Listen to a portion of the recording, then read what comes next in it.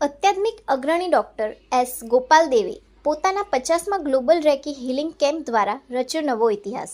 અમદાવાદ 8 થી 10 મે 2026 holistic science ક્ષેત્રે જાણીતું નામ અને reiki grand master doctor S Gopaldev આજે તેમની આધ્યાત્મિક યાત્રામાં એક મહત્વપૂર્ણ સીમાચિહ્ન પ્રસ્થાપિત કરી રહ્યા છે.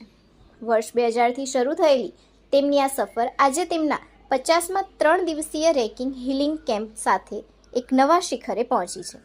છેલ્લા 2 દાયકાથી વધુ સમયથી તેઓ માનવતાને દવામુક્ત જીવન તરફ દોરી જવાનું ઉમદા કાર્ય કરી રહ્યા છે. કોર્પોરેટ કારકિર્દીથી આધ્યાત્મિક માસ્ટરી સુધીનો ડૉક્ટર દેવની આ સફર શૈક્ષણિક શ્રેષ્ઠતા અને આધ્યાત્મિક ઊંડાણનો અનોખો સંગમ છે.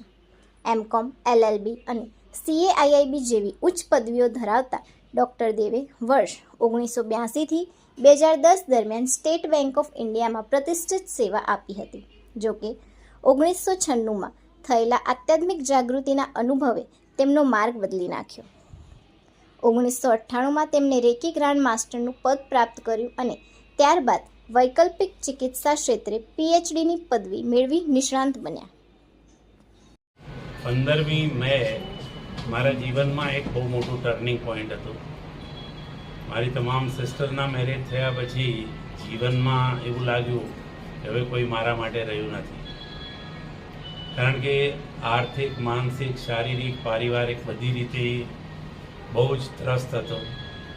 અને ત્યારે જ કુદરતી અઠવાડિયાની અંદર જ એક સરસ માર્ગ મળ્યું જેનું નામ રેકી છે. અને રેકી શીખ્યા પછી જીવનમાં જે પરિવર્તન આવ્યું તો આજે આ યુનિવર્સલ રેકી ફાઉન્ડેશન આપની સામે બન્યું. હું છેલ્લા 30 વર્ષથી રેકીની દુનિયામાં છું. એ પહેલાં હું સ્ટેટ બેંક ઓફ ઇન્ડિયામાં નોકરી કરતો હતો.